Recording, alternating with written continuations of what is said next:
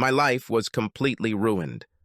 I had just gotten home from work when my wife of 12 years, Lisa, started yelling at me.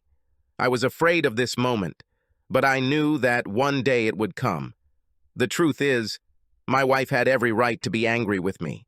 I cheated on her, but in my defense, she cheated on me too. And her cheating started at least 6 months before mine. And although I had known about Lisa's infidelity for many years, apparently she had only now learned about mine. As soon as I opened the front door, Lisa screamed at the top of her lungs, "You fucking pig!" From that moment on, the conversation went downhill.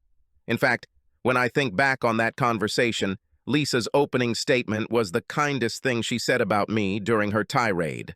Although I only caught every third word, it was very clear that Lisa had discovered that I had a special friend, and she was not very pleased.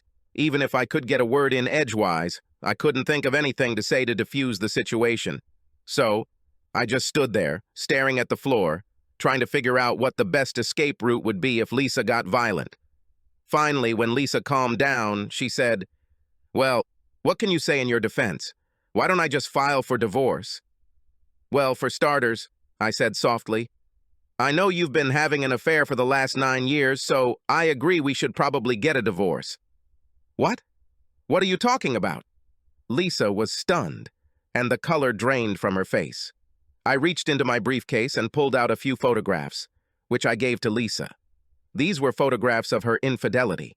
I wasn't sure what to expect, but what I received completely surprised me. I must explain that Lisa is incredibly rich and can send an army of lawyers against me. And instead of the outburst of anger that I expected, Lisa dropped the photographs and began to sob. She then looked at me with an expression of complete agony and loss. What she said next completely stunned me. "I don't want a divorce. I love you." She then ran into our bedroom. Her reaction stunned me and left me even more confused than usual. Lisa is the most beautiful woman I have ever known. I never expected, not even in my wildest imagination, that we would ever end up together. And when we got married, I expected Lisa to get tired of our relationship and kick me to the curb within a year or two. One of the peculiarities of our marriage was that Lisa's family was incredibly rich and insisted on a prenuptial agreement. I, of course, agreed. However, one point almost made me quit. Lisa insisted that the prenuptial agreement specify that there would be no children in this marriage, and I eventually agreed. I thought long and hard about this point, but by that time, I was already hopelessly in love with Lisa. I guess I should give a little background on all this. Lisa Gravois is my wife. My name is David Todman. Obviously, my wife didn't take my last name. In short, Lisa's family owns one of the most exclusive perfume companies in the world, and the family name is a brand. And since Lisa is a co-owner of Gravois Scents, it made sense for her to keep her maiden name. I wasn't crazy about the idea at first, but over the years I've come to really like it. Since Lisa kept her last name and I kept mine, many people don't realize that we are married. This gives me a certain degree of anonymity. When we got married, I couldn't believe Lisa chose me. I mean, she was a stunning beauty, and she still is. Lisa is almost 6 feet tall, has long black hair, and the deepest blue eyes you've ever seen. She has the figure of a model with fairly large breasts. In fact, Lisa even worked as a model for a while as a teenager. I'm not a bad guy myself, but I'm not a movie star. I'm an inch taller than 6 feet, I have sandy hair, and I keep myself in shape. However, Lisa was way out of my league, and I knew it. I met her at a party thrown by my college roommate and his wife in the Hamptons. He was a commodity trader and doing very well. His wife Beth attended Vassar with Lisa, and they were very close friends. When I was introduced to Lisa, I was very impressed, as were all the other men in the room. I mean, she just radiates sexiness and beauty. All the single guys and most of the married guys were drooling over her. But like I said, she was out of my league, so I started chatting with the other single women in the room. I have a friend who once told me to only date girls in my league, or even in the lower league. Otherwise, you would have wasted your evening talking to a woman who was about to leave with someone else. I know this sounds like a chicken shit dating philosophy, and I don't fully subscribe to it. However, I admit that I practice a modified version. I simply categorize women based on whether I feel they are in my league or not. Why should I waste my time on a girl who will still refuse me? I think you need to be realistic. The only exception is if there is a girl who is clearly out of my league, but is known for her easy behavior. Well, then you can try.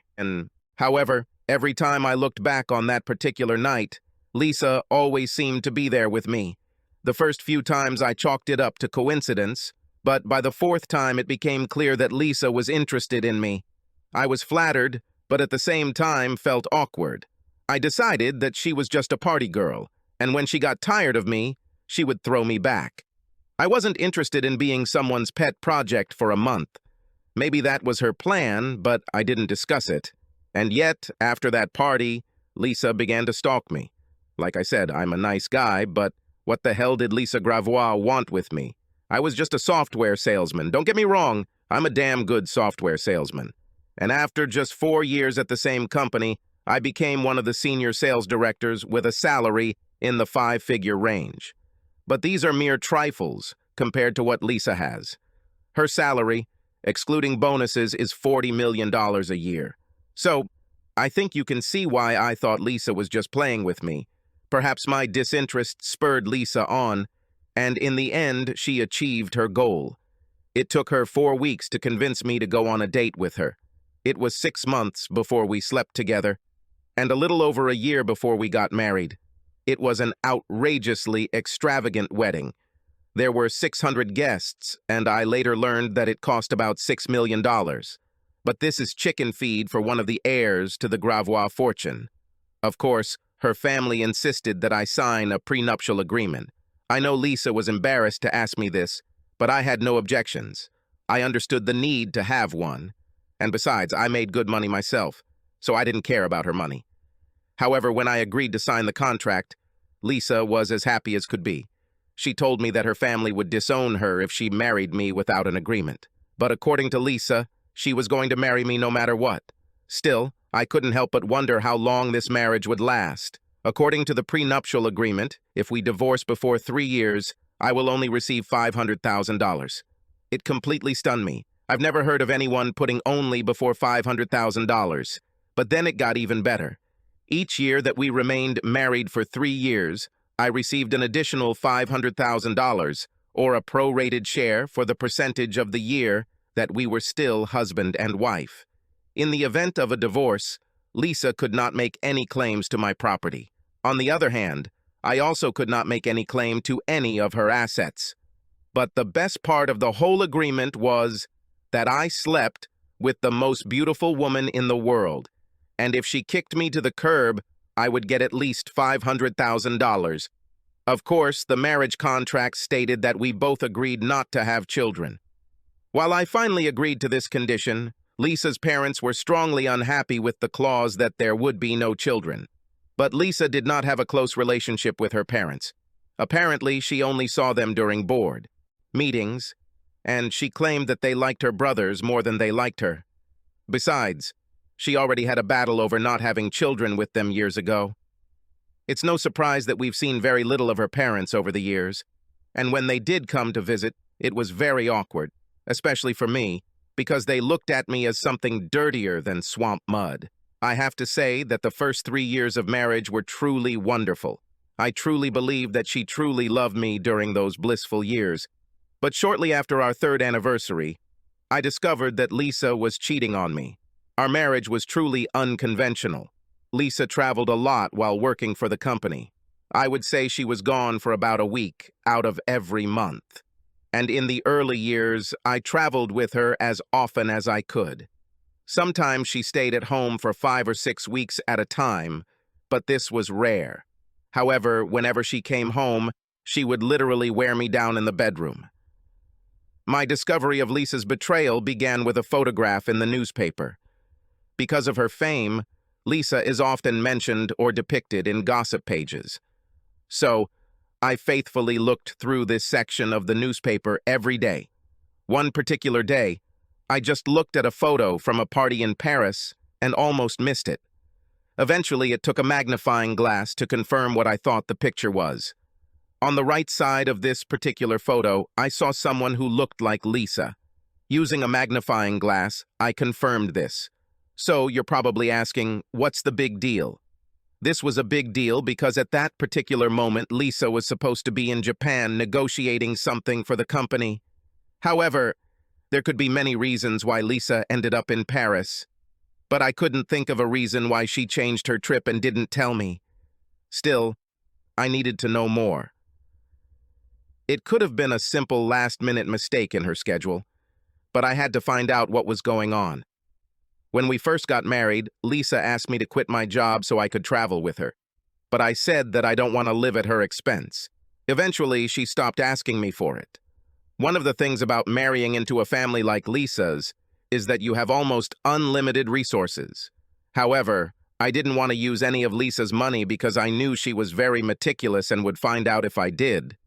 But I had my own checking account into which my salary was deposited. I mainly used this money to buy Lisa birthday and Christmas gifts. This is not an easy task when you are buying for someone who has everything. This unsettled me, and I could neither sleep nor eat. I had to know what was going on, so I used my personal funds and hired a PI firm. And yet, even as I did this, I had to be careful. I chose an investigative firm that I knew Gravois had never used before, a reputable firm in St. Louis. After I discovered the photo in the newspaper, I realized that Lisa's schedule required her to travel much more than when we first got married. With the new schedule, she was away an average of 2 weeks out of every month. However, I was confused because our sex life was still great. Lisa always seemed genuinely sad when she had to travel, and very happy when she returned. I almost convinced myself that I was paranoid. Anyway, a month later, I learned that I wasn't paranoid. I received a report with pictures, and it was fucking painful. I have never experienced such pain. The private investigator's report indicated that Lisa's lover was Gerard Lovell, whose family was in the banking business. They owned banks throughout Europe, and Gerard was president of the family holding company. Lisa and Gerard grew up together, and at one time, everyone thought they would get married. But then Gerard and Lisa broke up. Lisa married me, and Gerard married a Greek woman named Teresa Apopoulos. Teresa's father was very interested in shipping. Gerard and Teresa had 3 children. According to the private investigator's report, Gerard and Lisa broke up because he wanted children and Lisa was adamant that she didn't want to have them. Apparently, Gerard's family threatened to disinherit him if he agreed to Lisa's demand. Then I read in the report that Gerard's wife had died 6 months earlier, so now Gerard was free to be with Lisa. I walked around in a panic for 5 days, trying to figure out what was happening. Apparently, Gerard was Lisa's first love, and they apparently rekindled their relationship. I didn't understand why Lisa didn't file for divorce. In fact, I was completely confused because every time Lisa came home, she smothered me with love. If I didn't know everything about her, I would swear that this woman loved only me. Not only did Lisa seem genuinely excited to see me, but our lovemaking was amazing. You start to realize how fucked up my life was, but things were about to get worse. My first reaction to the private investigator's report was to confront Lisa and divorce her. But I thought long and hard about it and came up with 3 reasons that kept me from doing anything. First of all, I still loved Lisa, and when we were together, I felt that she really loved me. Secondly, the sex was mind-blowing, and finally, the marriage contract. From a purely selfish standpoint, I made $1,070 for every day I remained married to Lisa.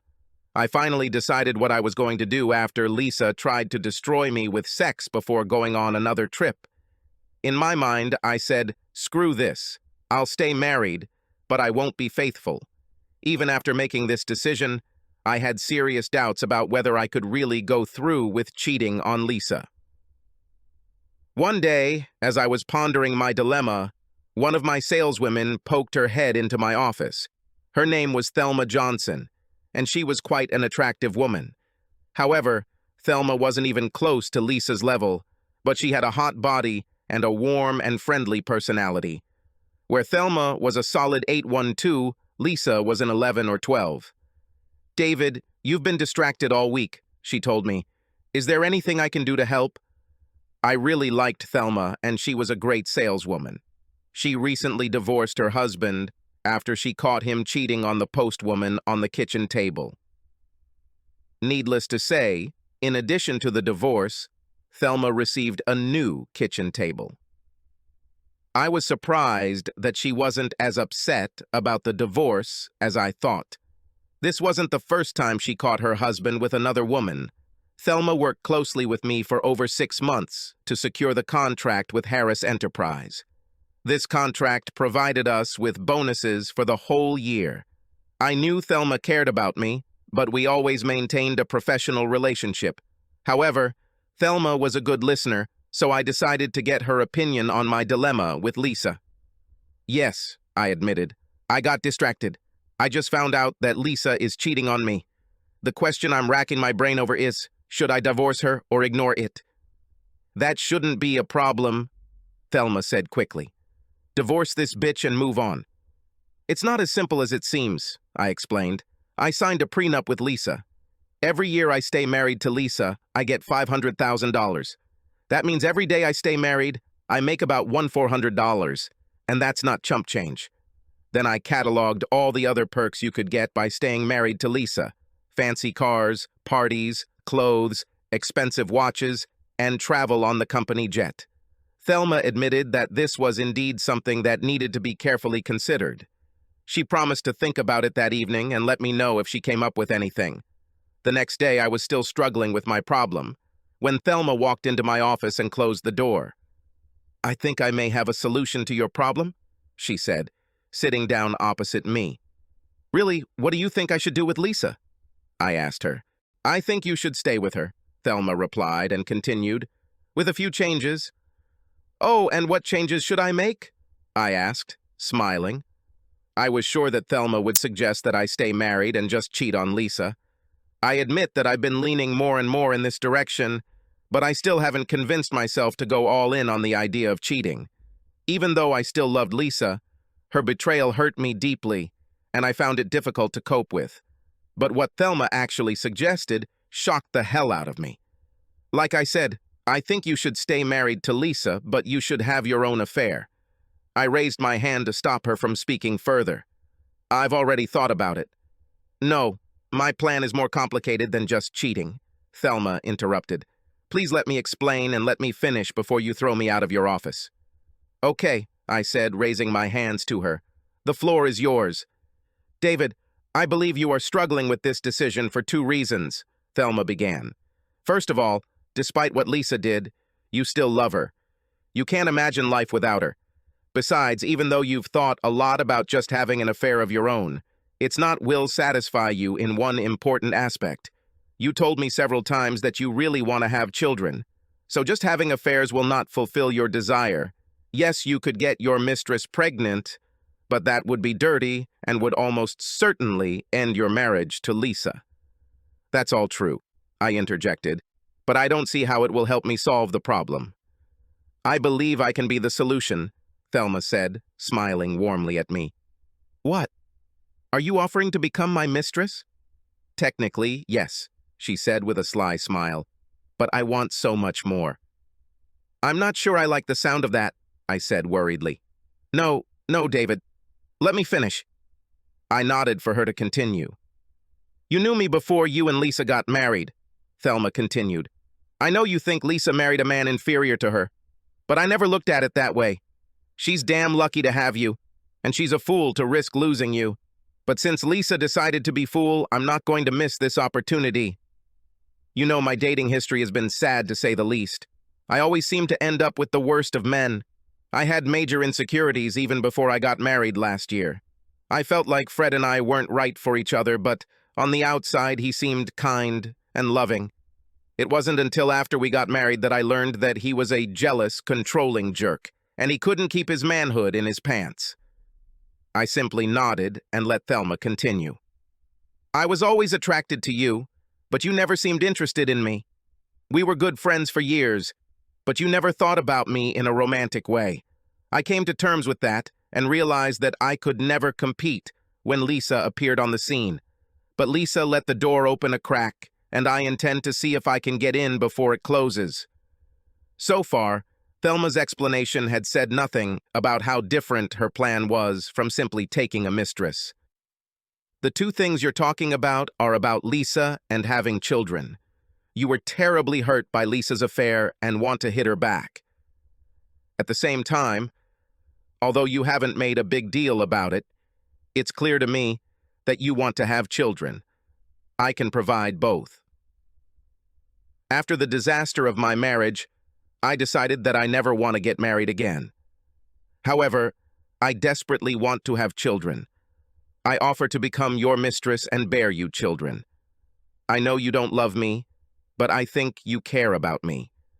We would keep our affair a secret, which would allow you to remain married to Lisa. At the same time, I would have your children. We would both benefit from it. I'd be lying if I didn't admit that I was shocked and intrigued by Thelma's proposal. It was complete crap, but I liked the idea. However, I could see difficulties with this agreement, so I started listing some of them. First of all, thank you for this offer, I said kindly. I am truly flattered, and this is much more generous than I have any right to expect. But I see several problems. Let me list a few of them. Finances would be a difficult issue. Then raising children, the name of the children, and what if you decide in future? Do you want to get married? I was thinking about the same problems, Thelma admitted. But let me see if I can solve them. As for finances, I have my own house. All I would like to ask is that we share the expenses for all the children. I would like the birth certificates listed your last name as the father, but until you decide otherwise, they will use my last name. Even though I don't think I'll want to get married in the future, I'm wise enough to know that I'll never say never. So, I propose a written agreement. In this agreement, we include a clause that allows either of us to terminate the contract with 6 months' notice. If I remarry, you will have the right to decide the issue of custody. If you decide to end our agreement, I will get custody of the children, but you will have extensive visitation rights. Either way, you will still be recognized as the father. We sat and looked at each other, but neither of us said anything right away. Finally, I broke the silence. I must admit that I am very intrigued by your proposal.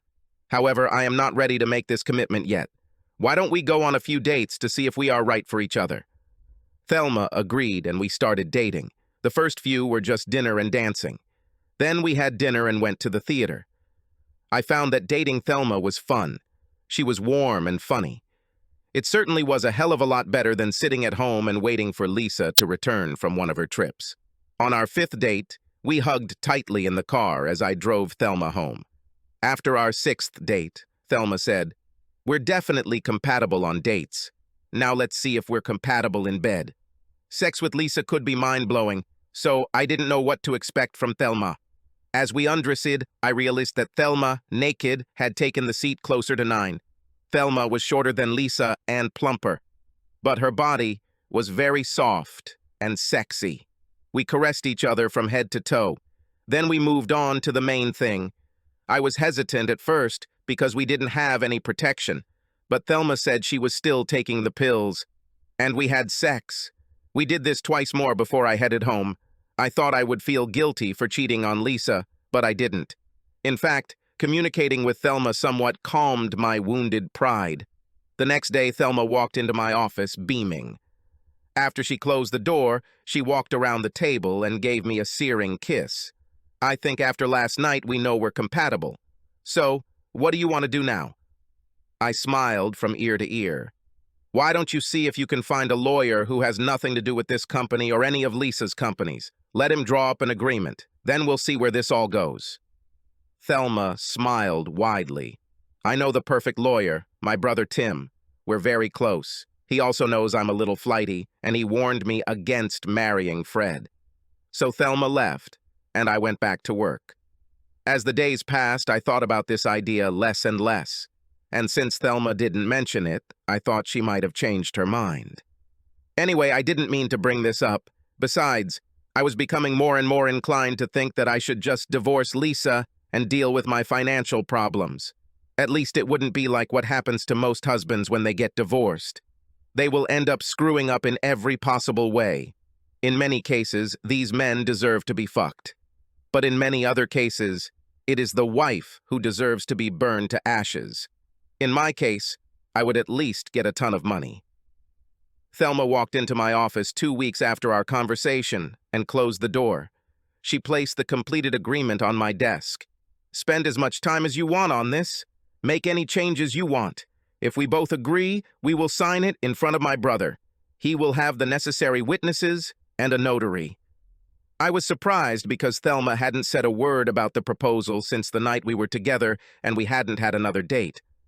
I was sure that this idea was dead, but now the agreement was on my desk. It was amazing how quickly my thoughts turned to making Thelma my mistress and having children with her.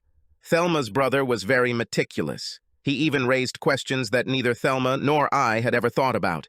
I was amazed at what would happen to the children if something happened to me or Thelma. This sight chilled me to the bone. Tim's solution was simple. If Thelma died, Tim agreed that he and his wife would raise the children if I continued to live with Lisa. If at that moment I wanted to recognize the children, I would have received them. If I decided to stay with Lisa, I would still be allowed full access to any children Thelma and I would have. And, if they didn't already know, they would be told that I am their father. If I die, the children's last names will be changed to my last name. I will leave them my property, which they will manage as a trust until they are 25 years old. I still couldn't make a decision when Lisa told me on Monday that her travel schedule would increase a bit next year. That solved everything. The next day I told Thelma to make an appointment with her brother. The meeting with Thelma's brother Tim was very businesslike. Regardless of what he personally thought about this agreement, it was clear that he loved his sister and was willing to do anything to see her happy. "David, you're one of the lucky ones, you son of a bitch," Tim said, shaking his head. "I saw pictures of your wife and she's gorgeous. And my sister is very beautiful too. God, I'm jealous." I laughed at what Tim said, but Thelma just glared at her brother. "Tim, Gloria is a beautiful woman and you're damn lucky to have her." "I know, sis, but it would be even better if my secretary was willing to make a deal like this." Tim chuckled and then said quickly, "I'm just kidding. Gloria is more than enough for me. Besides, she'd cut me some slack if I suggested something like that." This satisfied Thelma, and she smiled. We then turned our attention back to the agreement. One of the points of the agreement was that we would try to organize our sexual contacts so that they would take place when Lisa went on her trips. Of course, this had to be changed early on so that we could have sex when Thelma was most fertile. Thelma, to my delight, looked as adorable as a teddy bear that first night. Her body was sensual and warm. We were both so excited. We took our time, and by morning we were both happy and a little teary. Thelma and I maintained a completely professional relationship in the office. Thelma also told anyone who would listen that she was done dating, but intended to get pregnant artificially. 3 months after we first met, Thelma called me and told me she was pregnant. We maintained our sex life as long as possible throughout our pregnancy. When Thelma went to the hospital to give birth, I was a little upset that I couldn't be there, but we both knew that this was simply impossible when Lisa was at home. However, as soon as possible, I went to the hospital to see Thelma and my son Gavin. We agreed on a name. It belonged to her grandfather. 18 months later, Jennifer was born, and that's when Thelma asked if I would be willing to let her be a stay-at-home mom. She said she had enough money to support her for 5 years, and by then both children would be in school. I told her that I was very happy, that she would be with our children all the time. I even arranged to pay Thelma's mortgage and utilities from a fund I secretly created. As it turns out, we weren't planning on having any additional children, but one of Lisa's trips happened when Thelma was ovulating. Apparently, she got the days mixed up. Anyway, one day she called me in tears to tell me about her pregnancy. Thelma was afraid that I would be angry with her. Instead, I told her I loved her and all my children. Scotty was born while Lisa was away on a business trip, so I was able to be in the delivery room when my son was born. I was so happy that I floated on the clouds for several days. Before the birth of our third child, Thelma and I agreed that we should make sure that we did not have any more children. The question was whether I would get a vasectomy or Thelma would have her tubes tied. We decided to let the draw decide everything. This resolved itself, so Thelma had her tubes tied. As far as I could tell, life was going great until Lisa's travel schedule was suddenly interrupted. This put an end to Thelma and my plans. If Lisa wasn't running away to cheat with Gerard, I felt funny running away from cheating with Thelma. I know it's stupid, but if you think about it, our whole situation was stupid. Up until Lisa stopped traveling, she seemed happy, I was happy, and Thelma was delighted. As the weeks turned to months, both Lisa and Thelma became more and more upset with me. Lisa wanted me to spend more time with her. She said we had grown apart and she wanted to get back together. Thelma was upset and unhappy because we hadn't made love in almost 6 weeks. I still had sex with Lisa, and I felt guilty about it, so sometimes I didn't perform very well or at all. My life was completely screwed up and I didn't know what to do to unravel it. That day, I returned home to find out that Lisa had discovered that I was deceiving her. "I think you're right. We should probably get a divorce," I said, relieved that this might be the way out of my predicament. Lisa looked at me in complete shock and burst into tears. She told me she loved me and didn't want a divorce before running off to our bedroom. Her reaction took me by surprise, so I followed her to continue the discussion and found her face down on our bed, crying her eyes out. I sat down next to her and pulled her into my arms. "You were right, Lisa. We've been growing apart for years. I thought you wanted a divorce." "No, I don't want a divorce," she managed to squeeze out. "Then why did you bring this up?" I asked, completely confused. "I thought this would shock you into realizing that we need to work on our marriage," Lisa said between sobs. "Oh," I said, struggling with what to say next. "Listen, Lisa," I said, nervously running my fingers through my hair. "I've known about your affair with Gerard for years. I just thought that now you guys were ready to commit to each other." "Oh God, no," she gasped. "Why didn't you ever say anything?" "I was so hurt at first that I intended to face you and ask for a divorce," I explained. "But the more I thought about it, the more I realized that I would hurt myself financially. But more than that, I still loved you very much. However, I was in so much pain that I was almost ready to start divorce proceedings anyway.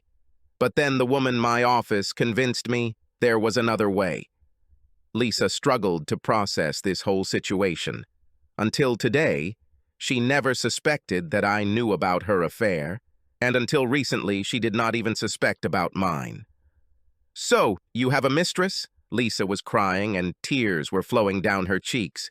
"You lousy bastard, get out and leave me alone." This situation became more and more incredible every minute. Why the hell was she mad at me for having an affair when she had an affair before me? I decided this was a great opportunity to break away from the hasty retreat and spend some time with Thelma and the kids. This situation was so bad that I couldn't believe it could get any worse. But I was wrong. When I showed up at Thelma's, she almost attacked me. Before I could explain what was going on, she pulled me into the bedroom and we had sex twice within 15 minutes. We finally talked when Thelma came back from her pleasure and lay down next to me. "I thought you had lost interest in me," she said meekly. "Now that Lisa was there all the time, I decided that you didn't need me anymore. I was going crazy thinking about what life would be like without you." I then told Thelma about the strange conversation I had had with Lisa and her emotional outburst. This, in turn, made Thelma cry. The thoughts in my head were spinning so fast that I was starting to feel dizzy. "So why are you crying?" I asked when she finally calmed down a little. "Because it's obvious that she's still madly in love with you and will do anything to get you back and keep you." "That doesn't make any sense at all," I protested. "To begin with, Lisa told me to leave. Secondly, she happily carried on an affair for 8 or 9 years. How can she even be in love with me?" "I don't know," Thelma exclaimed. "But something has changed, and she definitely wants to leave you. It's not fair. She left you, and I want you." Nothing made sense anymore, so I kissed Thelma, made love to her again, and then went to bed. In the morning, we made love again, and I went to the office. Maybe there I can sort out the mess my life has become. But you know the expression, "the best laid plans always go awry"? Well, that's what happened that morning. When I arrived at work, Lisa was sitting in my office and did not look happy. "Good morning, Lisa," I said hesitantly. "I don't remember you coming to my office before. So, why are you here today?" "You know very well why I'm here." Lisa snapped at me. "We need to discuss your affair." "Okay, what do you want to discuss?" With these words, I quickly closed the door and returned to my chair. "For starters, who is she?" "Her name is Thelma Johnson, and she used to work for me." "Wait, didn't you send a private investigator to follow me or something?" "No. One of my friends saw you kissing in a restaurant the other day. My friend tried to follow your girlfriend after you kissed her passionately, but he lost her." "Are you going to keep dating her?" "Oh my God," was all I could say. "Well, are you going to keep dating her?" "Lisa, you won't like what I have to tell you, but you need to hear it. After I tell you everything, I think you'll agree that we need to get a divorce." Sadness filled Lisa's eyes, but she nodded. "If only you had kept up your trips, we wouldn't be having this conversation," I began. "What does my travel have to do with this?" Lisa asked sharply. "I told you I know about your affair, Lisa," I said sharply. "I know you see Gerard on your trips. So Thelma and I got together while you were away. You know what's good for the goose is good for the gander." My attempt at a joke burst like a balloon. "But," I continued, "I decided that since you were having an affair, I might as well have one. I tried to limit my sexual encounters to only the times when you weren't home, but we had extra sessions when Thelma was fertile so she could get pregnant." "Do you have a child?" Lisa shouted, jumping to her feet. "Please stop screaming and sit down," I demanded. "No, Thelma and I don't have a child. We have 3 children. Before you start talking, remember that I always wanted to have children and you didn't." After several long minutes of me trying to get a response from Lisa, she said, "I understand. I need to think about all this." With these words, she got up and left. I figured it would take the company lawyers a day, maybe 2, to file the divorce papers. During this time, I decided not to take the risk because Lisa was angry, so I stayed with Thelma. That night with Thelma was a welcome relief, and yes, it left me exhausted, and yes, I enjoyed every minute of it. But the next morning, Lisa called me from my office. I thought it was a courtesy call to let me know that the divorce papers were on their way. However, what Lisa had to say was the last thing I expected in this world. She wanted to meet Thelma and my children. "Listen, Lisa," I took a tough position. "I know you're mad at me, and we can argue about whether it's justified, but I won't let you drag my kids into this, and I definitely won't let you insult them or Thelma." "David," she said calmly, "I swear to all that is holy, I will not do anything to embarrass, offend, humiliate, or in any way harm your children, Thelma or you. I really want to meet your children, and I am desperate. I want to talk to Thelma. In addition, I will have a licensed nanny to watch the children while we speak. After we meet, if you want a divorce, I will honor our agreement." I thought about it a little and decided that meeting with Lisa might be the best way to get things sorted out as quickly as possible. However, if Lisa does anything to upset my children or Thelma, things will get bad quickly. "Look, I have to ask Thelma," I said, "but if she agrees, when and where do you want to meet?" "How about you come to our house at 10 o'clock tomorrow morning?" Thelma was not happy about meeting Lisa. She felt that if I saw them side by side, I would understand how much better Lisa was. I just rolled my eyes and told her that would be the fastest way to end the divorce. The next day, I took Thelma and the 3 children to Lisa and I's house. I could tell Thelma was intimidated by the house and the size of the estate. The kids were excited because I told them there was a pool, a game room, and an ice cream parlor. I rang the bell instead of just entering as usual, and he was surprised when Lisa opened the door. There were at least 3 servants in the house during the day, and they usually answered the door. "David," Lisa said with a smile, "you don't have to ring a bell to enter your own home." I wasn't sure what kind of reception would await me, I said meekly. Lisa introduced us to a stocky, middle-aged woman who seemed quite pleasant. "This is Helen," Lisa introduced the nanny. "She's going to take the kids to the pool. We'll sit in the kitchen, where you can keep an eye on them too." Once in the kitchen, Lisa offered us something to drink. I was desperate for whiskey, but given what we were here for, I asked for a Pepsi.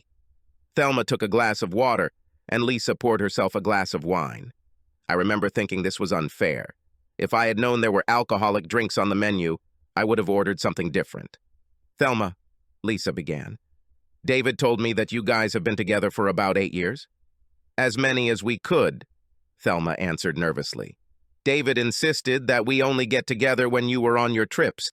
However, he would often stop by for an hour or two to spend time with the children. He always managed to be present at all the children's events. Lisa gave me a very strange look. So, were you happy with David? Do you want to find someone who could be a full-time husband? David is the best man I have ever known, Thelma declared authoritatively. He's a better part-time husband and father than I think 95% of men would be full-time. So, to answer your question, I don't want a full-time husband. I want everything David is willing to give me. I understand, Lisa said as a tear rolled down her face. She quickly wiped it away and turned to me. David, would you mind checking on your kids and leaving Thelma and I alone? I looked at Thelma, and although she was very nervous, she nodded at me. I was wearing shorts as I had taken the day off, so I kicked off my sandals and dangled my feet into the pool. I watched the children splash around and couldn't help but wish that Lisa wanted children and didn't cheat on me. From time to time, I looked back through the kitchen window.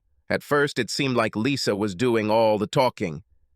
Then, Thelma spoke, and Lisa seemed to be crying. Then, they both spoke, while Thelma seemed to be writing something. Finally, I saw 2 women hugging each other and crying. Then, Lisa opened the window and asked me to come back inside. I was a little afraid to go back. Once inside, he was seated on the chair he had previously occupied. I wondered if there were more alcoholic drinks on the menu, but decided not to push my luck. David, Thelma said, taking my hand, we have come to an agreement. Okay, I said slowly.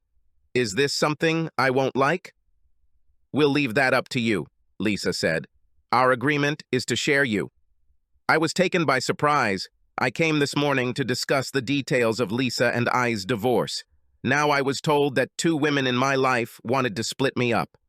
I don't know what to say about this, I said, pushing my chair back slightly. Lisa, you've been cheating on me for almost 9 years. And yes, I've been cheating on you for almost as long, but you started it. I don't understand why you don't want to be with Gerard all the time. If you divorce me, you're unable to do it.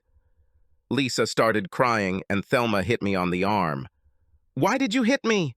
I demanded an answer. I was even more confused and a little angry. Because Gerard is dead, Thelma said. Oh, sorry, I muttered. I did not know. David, you're right. I cheated on you, Lisa admitted. Gerard was my first love, and I couldn't forget him until I met you. He broke up with me when I told him I didn't want any children. I was crushed by his decision but refused to back down. About 3 years after we got married, I ran into Gerard on one of my trips. His wife died and he was devastated. I wanted to be there to help him through a difficult time. He really loved Teresa. One way or another, one thing led to another, and we began an affair. Yes, I really loved Gerard, but I loved you just as much as I loved him, maybe even more. During Gerard's massive heart attack, he pressured me to divorce you and married him. I said I would never leave you, because I loved you too much. Now I couldn't bear it if you left me, David, and I know that you still love me, even though you have a family with Thelma. So now you know that you can love 2 people at the same time. Now I understand that I cannot be with you all the time, but like Thelma, I want everything you can give me. I exhaled a little air and leaned back in my chair. I know this is a wet dream for a lot of guys, but everything I saw was a potential nightmare. Everything in my body screamed that 2 women wanting the same man was a recipe for disaster. I looked from Lisa to Thelma and then back to her. I saw hope and fear in both women's eyes. So, I decided to play dumb. How exactly will this work? I asked them. After I said this, Thelma took out her notepad and began looking through the schedule. The agreement was quite detailed, but the gist was that Lisa would stay in the master bedroom. Thelma and the children will have the north wing, which will have 3 bedrooms and 2 bathrooms. I stayed with Thelma on Mondays, Wednesdays, and Fridays, and with Lisa on Tuesdays, Thursdays, and Saturdays. On Sunday, I was free to sleep wherever I wanted. Just because I slept with one woman or another did not mean that there would be sex all the time. This will be decided between the couples. However, if one of the women decided that she did not want or could not have sex, I was not allowed to sleep with the other. There were many other rules, but this was the basic agreement. I told them I would have to think about it. I was extremely distrustful of this whole idea, but both women insisted it was either a sharing agreement or nothing. I didn't believe it. I was pretty sure that any woman would happily take me on full time. But then my mind became paranoid. What if they were serious about sharing or nothing? Could I risk losing both women? Anyway, I had to go on a trip the next day, so I told them I would give my answer when I got back. I was surprised that I could work so effectively with this monumental change in my life hanging over my head. But after I signed the contract with Stellar Enterprises and was flying home, I realized why I was able to work on this trip. I've already made my decision. I agreed to the deal. Thelma returned to her brother to draw up a new agreement. His eyes bulged when Thelma told him what was going on. After Thelma finished explaining the terms of the deal, his first comment was, "Kill me right here. David, I hate you with all my being." Of course, I knew he was joking, so I joked back. "You could still take yourself a mistress," I suggested, and immediately received a slap on the wrist from Thelma. "I wouldn't dare," Tim admitted. "Not only would Gloria cut me some off, she would force me to eat them." Even 7 months later, the agreement seemed to be working well. I can't say that my sex life is so rich, however, she has become more consistent. I have sex at least 3 times a week. But there are times when there are 4 or 5. With a nanny looking after the children, Thelma returned to work in my office. Lisa was a little annoyed at first, but she corrected the situation to her satisfaction. Lisa took Thelma away from me by hiring her at a higher salary and better benefits. Thelma now works for Lisa and seems quite happy. About a week before the 7th month, 2 women grabbed me while I was returning home from work. They explained that there was a problem with the agreement and it needed to be amended. I thought, oh my God, what now? Could my life get any worse? The answer was yes. Sitting me down at the dining table, Lisa immediately explained the problem. "David, I want to have a baby." I know, needless to say, I was confused, but now you all understand that this is my normal state of mind when I live with these 2 women. If I had wondered for 1,000 years what they wanted to talk to me about, I would never have guessed that it would be that Lisa wanted to have a child. "I know. I said that I don't want children," Lisa said quietly. "But I see how much fun you have with your children, and I see how much they love you and how much you love them. I want that feeling too." So what should I have said? All I could come up with was, "Okay." I guess that was the right answer because both women squealed with happiness as they hugged and kissed me, but then Lisa threw it in my face. "Besides, David, Thelma and I have discussed this and we agree that I shouldn't be married to you." Now I was in panic mode. It sounded like these 2 women wanted Lisa to get me pregnant, and then they were planning to kick me to the curb. I knew they had become close, but I never expected them to fall in love with each other and want to get rid of me. "Let me think if I got this right," I said, looking at Lisa. "You want me to get you pregnant, and then you both will kick me to the curb. I don't think I want to be part of this plan. If you want to get rid of me, just tell me and I'll leave quietly. However, if you guys think you can cut me off from my children, I'll fight you tooth and nail." "What?" Thelma's voice rose 3 octaves. No, David. You got it all wrong," Lisa said hastily, her face turning red. "It's my fault. I explained everything wrong." "David, we don't want to get rid of you," Thelma said, rushing to hug me. "I love you with all my soul. It would crush me if you left." "David, I feel the same." Tears flowed down Lisa's cheeks. Well, then I have no idea what you two are talking about, I said irritably. I need a drink. I didn't care if it wasn't on the menu. I think we all need a drink, Lisa said, taking my hand. Once we've all calmed down again, I'll try to better explain what we want to do. But David, I want you to understand that we will respect your decision, whatever it is. Okay, Lisa, I said after finishing my first scotch. Tell me about the baby first. Are you sure you want a baby? This is a radical change for you. Of all the things these women discussed before our agreement, having another child was not one of them. But after Thelma and I saw how much fun our kids were having, it must have started to set Lisa's biological clock in motion. After some time, the desire to have my own child became irresistible. This new wrinkle required a change in the agreement to allow Lisa to give birth to me more often, especially when she thought she might be fertile. I thought Tim would choke to death when we told him about the latest modification to the agreement we needed. He kept telling me how much he hated me until I reminded him what it was like to have a newborn. After this, 4 months passed, but eventually Lisa became pregnant and gave birth to a beautiful little girl, Charlotte. She has her mother's eyes and my smile. Thelma and the kids adore her. As for the supposed divorce, it was another chapter in my crazy married life. When Lisa talked about not being married to me, it was just another piece of craziness in our ever-changing agreement. Specifically, Lisa didn't talk about us getting divorced immediately, and she didn't talk about us staying divorced. In one of their many conversations, Thelma noted that she was worried that her children would face judgment because they were born out of wedlock. Lisa agreed with her and offered a solution. Remember, Lisa has a lot of money, and money can buy almost anything. The new agreement required me to divorce Lisa after the birth of our child. Then I was supposed to marry Thelma, but Lisa was going to change the documents to show that we were married at the time our children were born. Then Thelma and I would divorce, and I would remarry Lisa. If you're confused, think about how I feel. Some of you are no doubt thinking about the money part of a prenuptial agreement. To be honest, it never occurred to me, but it did to Lisa. She wrote the agreement so that the change in status would not invalidate the original agreement. But by that time, I no longer cared about money.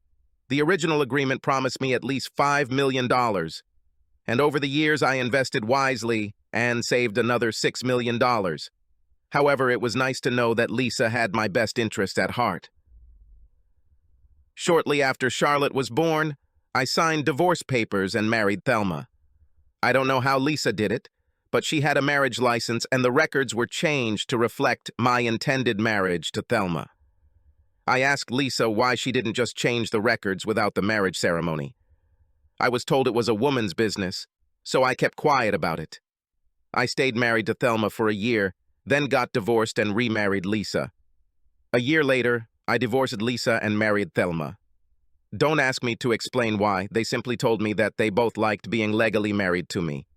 The only downside to Lisa having a baby was that Lisa's parents now wanted to visit more often to see their new grandson. This put a real kink in our living arrangement, and I was pretty sure Lisa's parents weren't buying the story Lisa was telling them about keeping her administrative assistant on hand. Besides, I caught them looking at me when they thought I wouldn't notice. Lisa's mother had an admiring look, and her father looked at me with pure envy. You're probably wondering what the kids thought of this blended family. They obviously didn't think anything of it while they were young, but as they grew older, they were told that their mothers were very good friends, and I was married to each of them at different times. They left everything else pretty vague.